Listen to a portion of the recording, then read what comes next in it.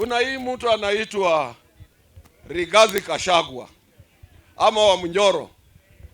Hii mtu alitoka university mwaka wa 88.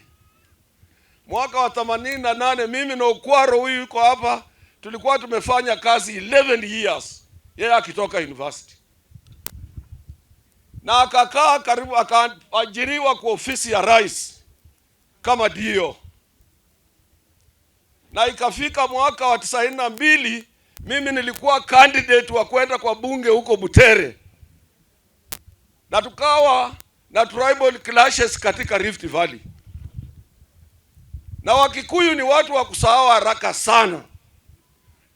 Huyu wa Munyoro alitaabisha Wakikuyu kule Njoro, kule Molo, akawatoa wakaa kwa barabara, anarudi anawaambia hapa mambo ni mabaya, mtoke tuuze mashamba yenu.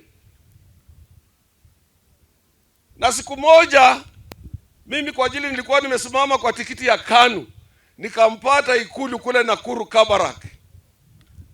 President Moi marehemu hayati anaonya yeye, anamwambia you young man, don't put my people on the streets. Wawaje kudanganya Raila. He's a worst tribalist.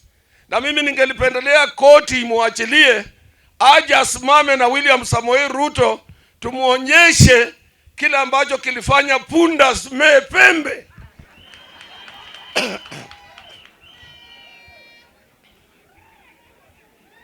Hawacha hiyo mchezo sana. Anaamuka usubuhi ni hate. Anahaba hate. Na yeye ana demean. Ana maconmen around him. Wanamwambia sisi tunaweza kuanzisha chama. Wanaweza kuanzisha chama kweli Kenya hii wafaulu kama mimi niko? Hata yeye anaweza kwenda kwa bunge kama mimi niko? Anaweza kuwa president wa nchi kama mimi niko? Na yeye sio mtu sawa.